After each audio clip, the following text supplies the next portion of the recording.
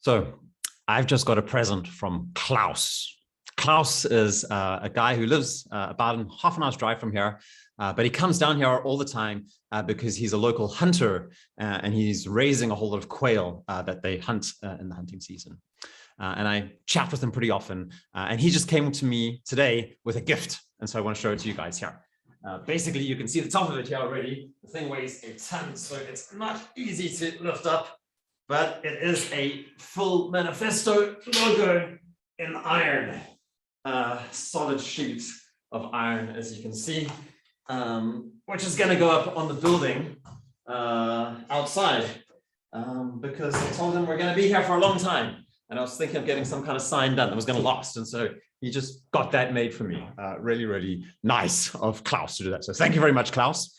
And I'm going to take the opportunity here actually to talk a little bit about Maniphesto and the market for men's work, and especially the symbolism of men's work. And the reason is because when we started men's work, 6-7 years ago, then it seems like almost no one knew what it was. It hadn't really been defined yet. And in so many ways, actually, we've seen that what we're doing in Maniphesto, symbolized by our logo on here, is actually a really good way of looking at what is men's work, what it's about, and how are we working with it. So we're going to try and go through a couple of things, and I'm actually going to share my screen here because I've made a little slideshow. I've been kind of having this on my table for a little while and hadn't thought this was a good opportunity to actually get this done. So you should be able to see now the Maniphesto logo. It's this big circle with a lambda sign. If you know the Spartan shield of the Spartan warriors under King Leonidas, it actually was the same thing. But there's a little bit more, and we're going to dive into this Maniphesto thing here. And so the first thing I wanted just to mention, though, is that Maniphesto is about a call to adventure for men. We are looking to tell a new story about men. And so the men's movement has always been kind of ingrained in the idea of myth and legend. In the 90s, there was a really big revival that came up through Robert Bly, who did a book called Iron John. Yeah, we're really looking to be renewing that as well. And so I thought this picture was really nice to kind of show just a little bit of that adventurous aspect. And we're looking to create a new story about men. It seems like there's a lot of confusion these days about men, and there's a need for a new story. And to tell that new story, we need some framework and some principles of how we're doing it. So I first want to give credit where credit is due and say a lot of the ideas that I've had here have been based on the thinking of a guy called Jonathan Peugeot. If you're not familiar with him, then he has a YouTube channel and a blog called The Symbolic World. He's also an icon carver, does beautiful carvings, and is the editor of I think the Orthodox Arch Journal as well. So he's really an artist, but a super fascinating and interesting guy, and talks really about understanding contemporary events through a symbolic lens, and kind of reconnecting to ancient understanding of reality, which I think is really, really valuable and good. So check out The Symbolic World. What I'm going to do now is take a look at the Maniphesto logo based on some of these ideas and insights that I've got from following with Jonathan and the kind of whole understanding about around what he's doing. Because yeah, it's a very simple logo. There's only really two elements in it, other than the word, of course. But we can actually dive a little bit into this logo and understand the individual parts of it as well. And so what I'm going to talk about here are these, 8 or 7 different items. So first of all, we have a circle, and we'll talk about circles a little bit, but the circle is also a boundary. So we'll also talk about, what about boundaries and what does that mean?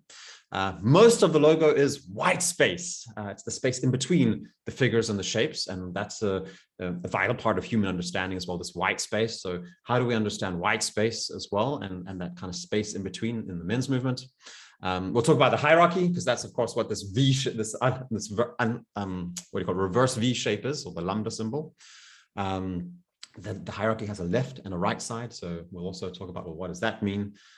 We have 2 feet on the bottom, and then we also have a summit up at the top. So we'll go through all of these, and I have a couple of pictures here that I've put together in a little slideshow as I talk about it. So we'll take a look at it.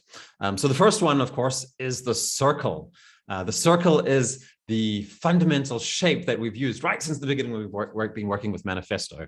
A lot of our work is sitting in circles. So when we're sitting in a circle, then there's no kind of head and tail, there's no hierarchy, but really there's an opportunity for men to come together and to take lead at different times, and every perspective is really seen as equal. And it really is important how you sit in a group of people. If you've ever been at different shaped tables, and even just the chairs, if you notice some chairs are bigger or smaller or higher or lower. So there's this important principle, and I think this has been in part of the men's work for a very long time. Normally, even the facilitator sits in as a part of a circle as well in the men's group. And this kind of gives us a very specific dynamic. And it's a very good format, not for all things, but when we want to really go deep and gather the full wisdom and the breadth of experience of a group of people, then sitting as a circle is a very important thing. So in Maniphesto, we have this principle of conciliarity, which means that we believe in the council. And the council is essentially a circle, peer-based format as well, which has been used in many historical instances as well, when it's important to go deep and really get the best possible decision out of something. So circle is very important. Obviously, the framing principle also for the Maniphesto logo as well. But it's also a boundary. So there's this idea of boundaries, and an inside and an outside. And in these days, we have kind of a narrative which is like being exclusionary is really bad and being inclusive is really, really important. We need to be as inclusive as possible. And what we found in the men's movement is that we need to be exclusionary, and we don't actually, we don't need to be apologetic about that. But when people understand like the necessity to be exclusionary, then normally it makes a lot of sense as well. And so if you try and have everybody in, then you end up having nothing inside as well. We're 4 billion men in the world at the moment. There's a big talk about like, we're all kinds of men and different types of men, and we have transgender men and all this kind of thing. In Maniphesto, we just simply say, if you're a man, then you're welcome to come to our events. If you're not a man, or if you need to talk about whether you are a man or not a man, or if you need confirmation from other people about whether you're a man or not a man, then, there are groups that are suitable for you to go and engage with. But we don't feel that the men's movement is the place where we need to have those discussions about what is a man and what is not a man. So those are happening elsewhere, and there's probably some really good organizations that are supporting people in, gender dysphoria. Being in doubt about your gender is a serious issue, and most people need help when they face that. We don't think it's a good idea to be encouraging people to be questioning their masculine or male identity. If they do have that tendency, it seems like it generally brings a lot of problems as well. So having a stable gender identity, knowing I'm a man, is normally a good foundation for living a life. And we certainly don't believe that we need to disintegrate or kind of deconstruct what it means to be a man. Being a man is something that people have known for their entire lives, for all of human history, and will continue to exist despite all kind of modern ideas that are popping up all over the place at the moment. So having some boundaries about that is good. We also believe in men that come to us should be able to look after their own basic needs, and be looking to serve other men as well. Those are some of the things that we think. So we're not like doing therapy or therapy groups in the men's movement either. If you have serious addiction issues or psychological issues, then there are other groups again that should be helping people for that. It's not the men's movement where we're dealing with that kind of thing. So those are some of the boundaries that we believe are good for the men's movement. The next one is the white space. Difficult to talk about. I'm also taking a very black picture. There's some white space in the middle of it, as you can see. That's the fire. And so, yeah, again, it's hard to put words on the white space because it's the thing that is where the nothing is somehow. But it becomes defining for what we are. And so in some ways, maybe it's okay that it's the fire in the center of these guys. It's the thing that's drawing them together that doesn't really get mentioned in this picture here. But the white space, it's also the organizing principles that kind of allow the different pieces to get positioned where they are. So it's the hidden assumptions, it's the principles by which that we're meeting underneath. And so in Maniphesto, we really believe in being as explicit as possible about our principles and being as transparent as possible about how we're organizing. And we're going to talk a little bit about hierarchies as well, and the importance of knowing, well, what are the values of our hierarchy and how does one ascend up the hierarchy in a given organization is absolutely important also.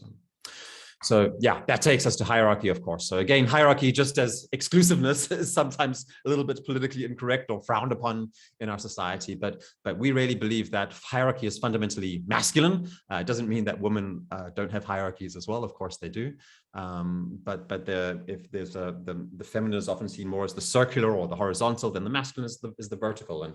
And certainly we see, due to the proliferation of men in CEO and top leadership positions, that the masculine is this striving upwards towards the heavens, really, towards something which is higher and greater and better in whatever way that's defined. And sometimes we can be confused about what is that definition. And certainly in our society, there's been the most prominent hierarchies have been based on resources such as money and then status and that kind of thing.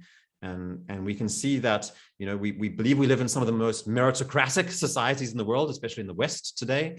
But there is a need for a constant and ongoing discussion of what are the most important values and elements in our hierarchies that we're organizing our societies around. And the current kind of drive towards postmodern ideas of intersectionality, and basically the top of the hierarchy should be people who have been oppressed as much as possible, seems to be a kind of crazy idea.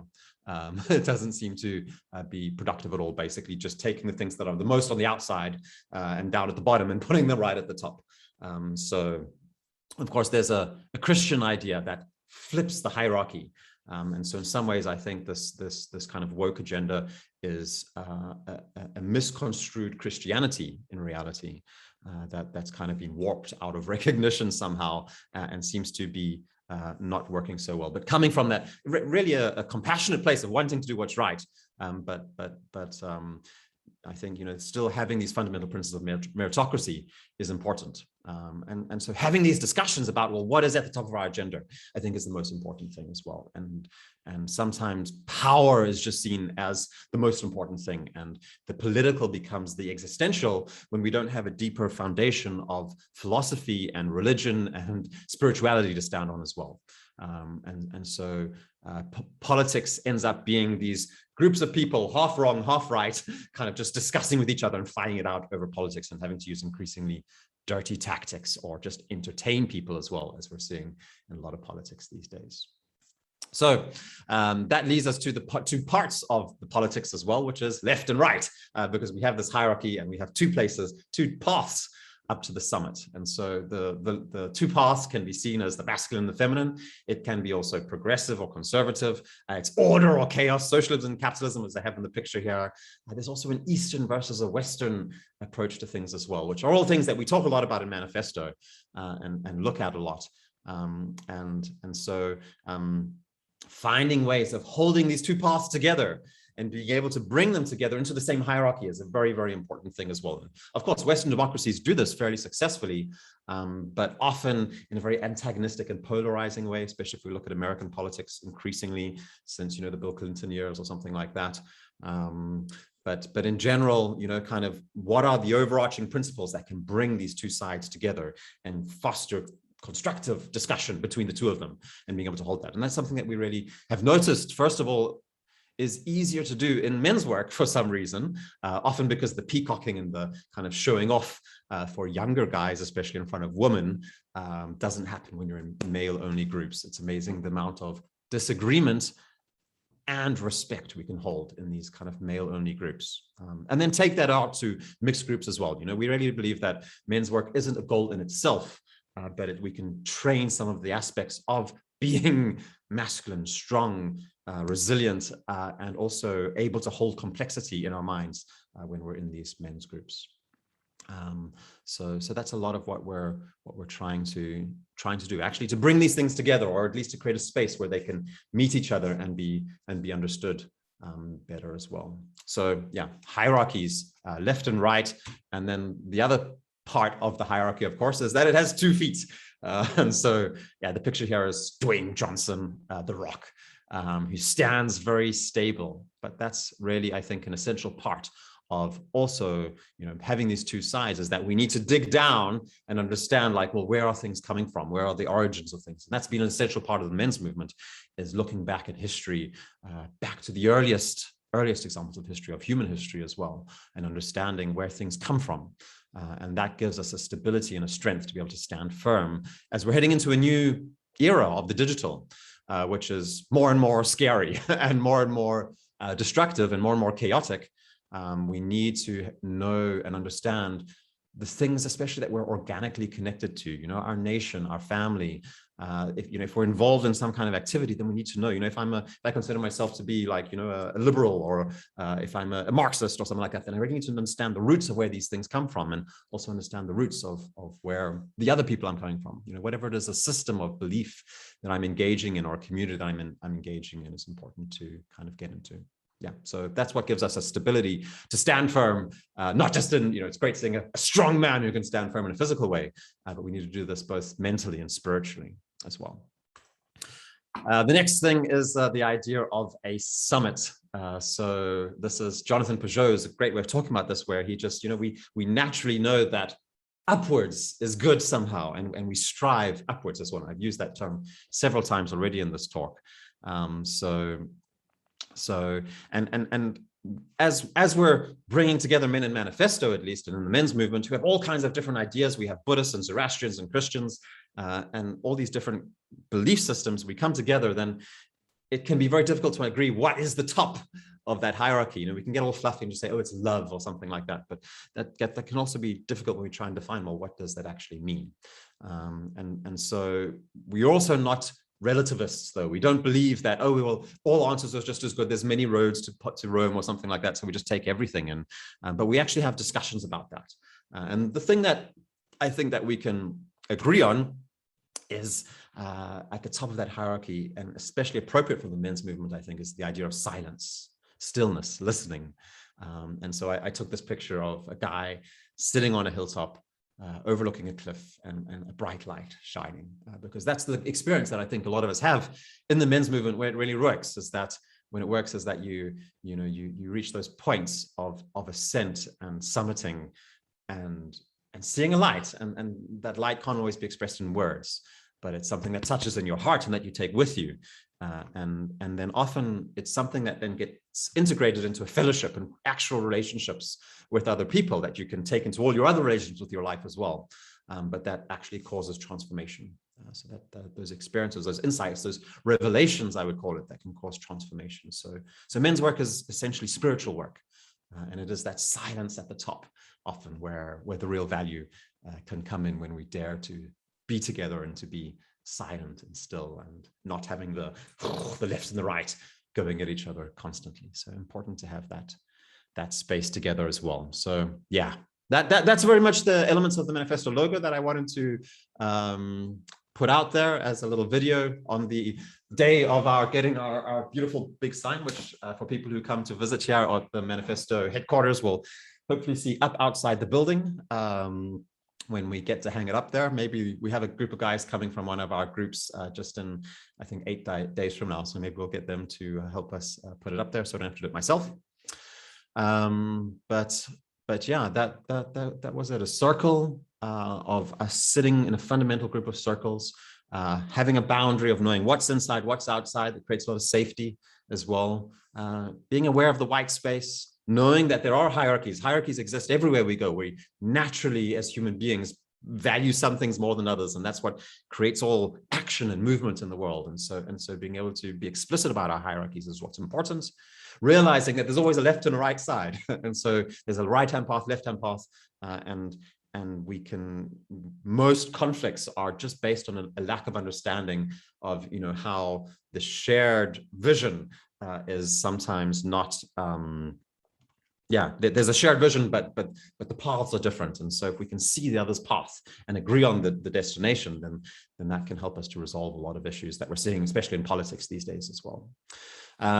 Knowing about 2 feet, so getting grounded in our feet, that can help us to understand and see the other side of the hierarchy as well. And then that summit of silence is great.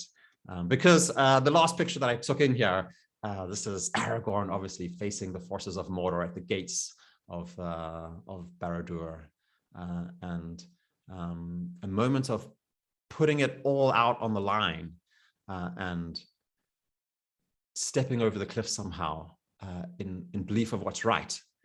That's kind of what's facing us at the moment in the world today.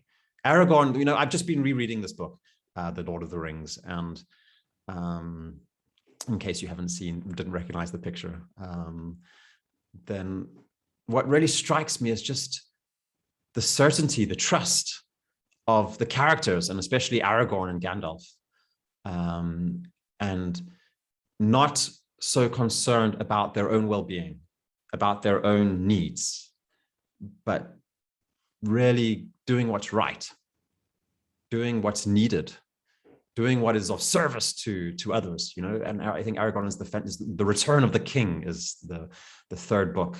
And I think the kingliness of Aragorn there, coming from this dark character of Strider, who's been a ranger and not looking for glory for himself, but really stepping into his kingship through taking responsibility with all of that entails, and not knowing at all, just a slim hope, but daring to believe in that slim hope as well. So yeah, I hope you enjoyed this. I hope you got something out of the ideas and found it applicable. As we're really, I think, we're seeing some idea of men's work really solidifying, and a lot of agreement happening, and people kind of coming together. I know over in the US, there's a number of groups that are now joining together from different men's work organizations. I think Ryan Mickler from the Iron Council is kind of the organizing force behind it, together with Michael Butler, who's putting together a whole lot of guys.